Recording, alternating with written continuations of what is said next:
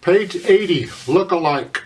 On page 80, they're introducing you to a common musical term we use, and it's important to understand these. It's a sequence. A sequence, I think I've talked about it before, is a pattern of notes. It could be a phrase, it's just a short pattern of notes.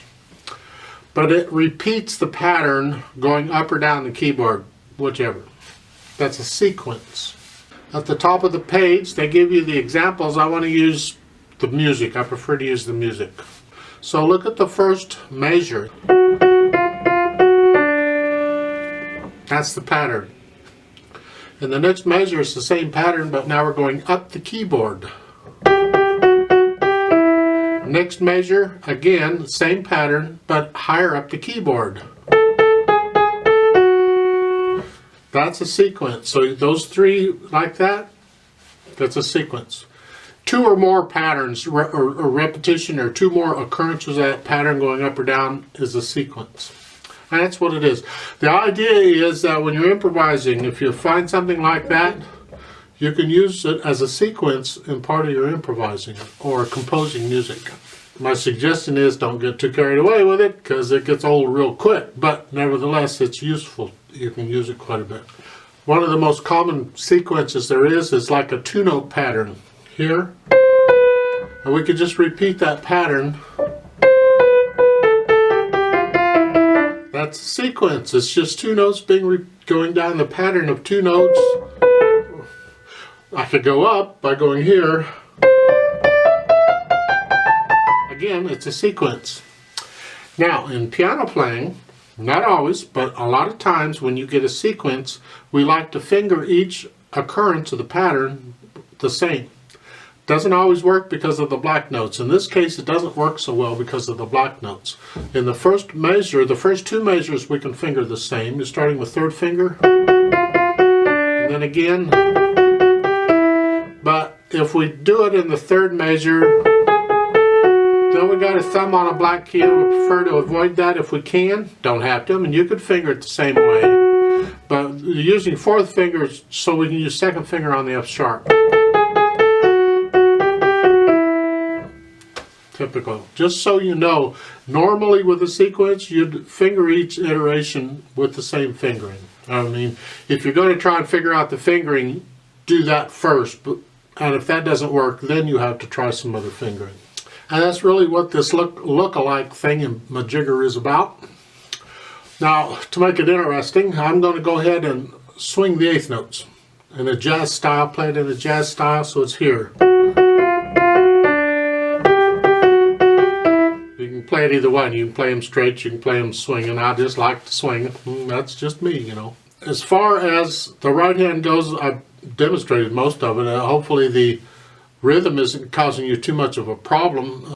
Look at the third measure, the first line in the right hand. You got the 1 and 2 and 3 and that's tied. 4 and. And again, like anything else, if the tie is messing you up, then take the tie out and play all the notes. It's eighth notes. And then when you can get that, put the tie back in. You think playing the second note, you're just hanging on to the first one. And in the last measure, it's tied. That E, you just play one time and hold down on. Don't play it the second time. Second line, third measure over in the right hand, I would recommend you start that with fifth finger. 5, 3, and 4. Then you can reach down with second finger on the E flat. You don't need to use a thumb there. That works fine. Watch the dynamics, MF-P. So the first time we play this, you do it medium loud. Then when you repeat it, you do it softly. I'm going to do it about the same each time, but you can do it that way. For the left hand, let's look at this left hand just a bit. At the beginning, you have this chord. Sounds weird, but there's a C sharp there. Now look, the bottom two notes are tied. I've talked about this in other videos.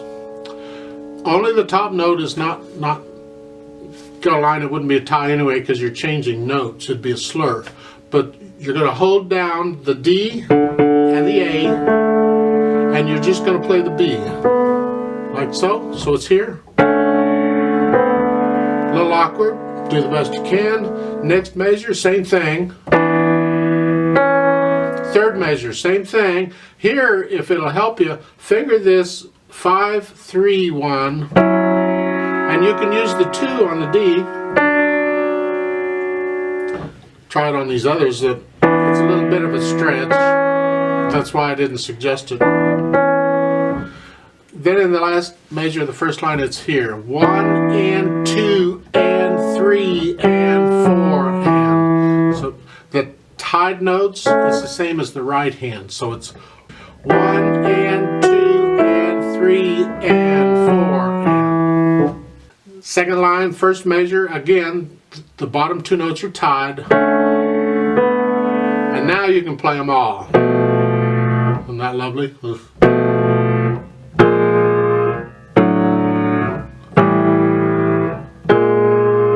Last measure.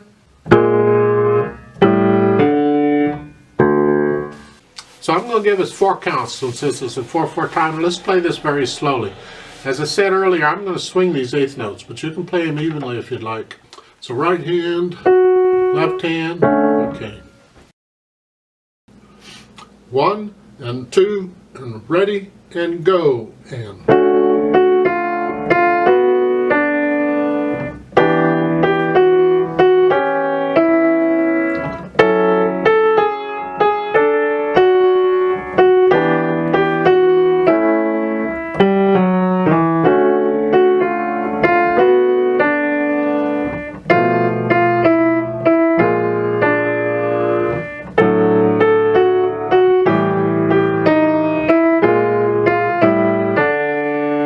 Repeat.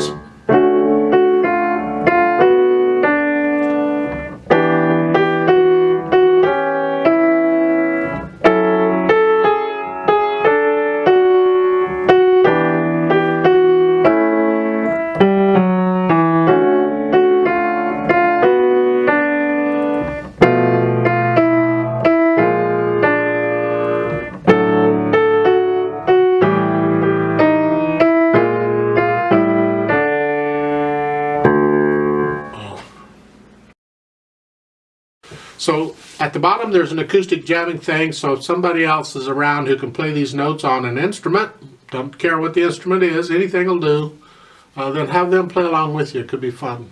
Now, go ahead and put your hands where they go. This is the acoustic jamming.